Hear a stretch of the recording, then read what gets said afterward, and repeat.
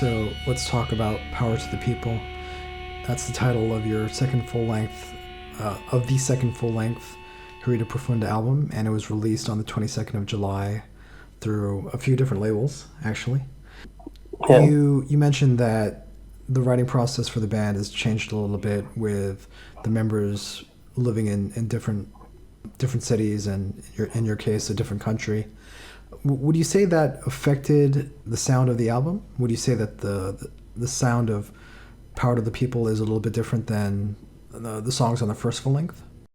The songs between the first and the second album are definitely different, mainly because both albums are done with a totally different lineup, and probably both of them, I would say the second album is much faster, and it's full of blast beats, and I think that's the way we wanted to go with this album. It's probably also the abilities of our new drummer. Well, he's not new, but he's a different drummer than the one on the first release, on the first album. So yeah, I think the album is completely different. The Power to the People is completely different to the self-titled release. When did you guys start working on the album? Or when was the album begun? Oh my God. It was ages. It was ages ago, to be honest. Our guitarist will probably be able to tell you exactly when we started to write, or when the first song was ready, that we said, oh, okay, that's going to be a song that we're going to record for the second album. But I wouldn't be surprised if that was like a 2017 or something like this. Like the writing process, because we didn't feel any pressure to record. Oh, we have 12 months to write 15 songs, and we have to record them, and 3 months later they have to be pressed on the vinyl. We never set up such a goal, so the writing process took a long time. Then for me to create the lyrics and then arrange them and fly to Poland to record them, it took another ages, like a pretty long time. It took me so long, probably because of my laziness and also other commitments outside of the band. But it took so long that I started to piss off our guitarist, because he wrote the song. Basically, he came up with the riffs and he said, oh, these songs are ready waiting for you, and you're doing some other shit. But yeah, it took really long time to record, then for me to work out the lyrics and then record them. And obviously right now the pressing plants are so busy. So even to work out the whole deal with the record labels and then get the test presses and get the pressing done, that was another year on top of our, or maybe my laziness, not the whole band laziness, because they wrote the song, they wrote the song, and it was me who was delaying it for quite a long time with the lyrics. But I would say at least 3 years ago, we probably already had the first song that we knew we knew it's gonna go on the new album. But it took us that much time to finally, for the album to see the light. A few of these songs were on the split with Psychoneurosis and Suffering Quota, right?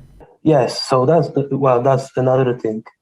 We've played, because we started to play some of the new songs that we actually liked, and we decided to play them on the gigs during the live shows. And we've played 161 festival in Warsaw. We've played few new songs, and this festival was recorded, so we got the audio from that festival. So we decided to do that.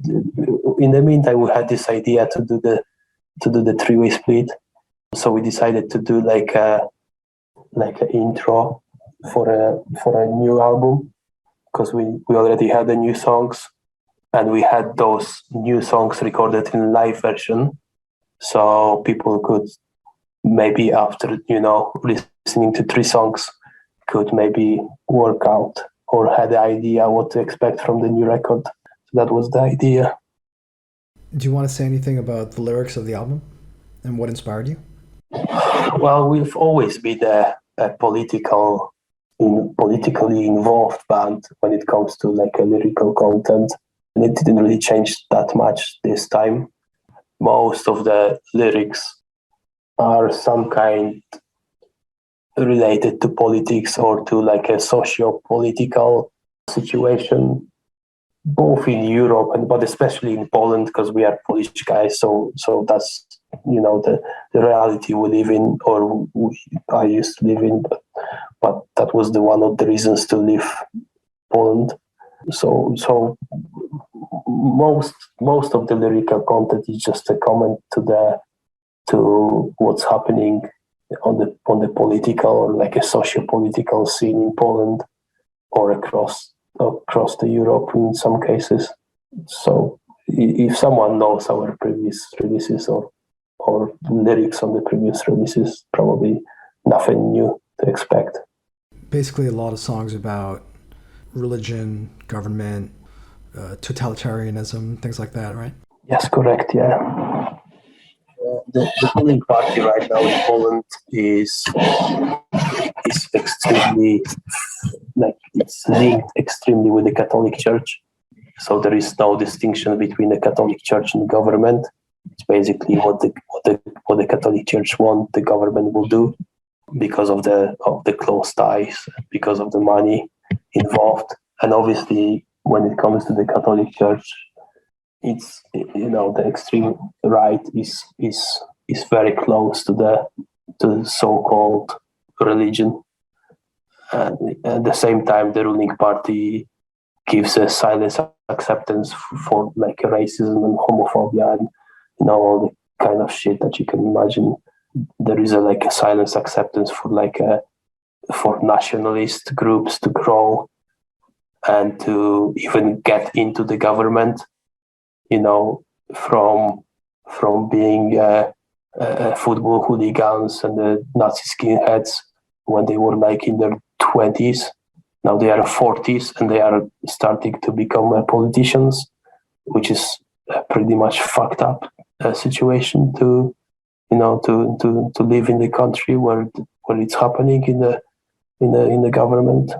So yeah, most of the lyrical content on the new album is a comments to some of the fucked up things that Polish government is doing. Now, at the same time that you became a recent immigrant to the UK and were living and working there, the UK also had a very right-wing turn in terms of Brexit and immigration and things like that. Did that affect, did that influence or inspire some of the lyrics? There is a one of the lyrics that is strictly about UK and about my what I've noticed here. The song is called Remembrance Day, and the Remembrance Day is a national holiday to remember the soldiers that die in the wars. But it's English or British. I'm not sure if it's English or British, but it's basically a national holiday here in UK. So yeah, the song Remembrance Day on the new album is just a comment to this national holiday that is actually called Remembrance Day. It's very common here that English people will wear a poppy seed badge, or they will stick it on their car or whatever. They will show it everywhere just to demonstrate how grateful they are. I'm not sure how to put it in words, but it's basically demonstrating the remembrance of the people who died in the war, which I would assume British people thinks that it's the people who died for their freedom. But I have to be honest, maybe it's wrong, but me personally, I have a completely different point of view to this holiday or Remembrance Day, however you want to call it. So that song is a comment to that. Yeah, I'm from Southeast Asia, and so I have a different view of, a lot of people will think of American soldiers as heroes who are fighting for freedom, but I live in the part of the world where the bombs fell, and so it's Yeah. it's kind of hard for me to see that as heroic. You know what I mean? Yeah, it's like from my perspective, every war is an unnecessary evil. The wars are not the wars are not the governments are fighting wars, but the people are dying on it. So if you like, I personally, it was mandatory in Poland when I was a teenager to have this like a military training, or if you don't go to university, you will have to go for a year to become a soldier, like for 1 year. So you are like in your national reserve. So like national service. Yes, yes, yes. But I didn't give a fuck about this. So I went to uni, but I still didn't go for like I was supposed to do like a 3 month course or something. And I said, "Fuck you! You can just do whatever you want. You can put me in jail, but I'm not going. I'm not going to fight for my country anyway because I don't give a fuck about my country."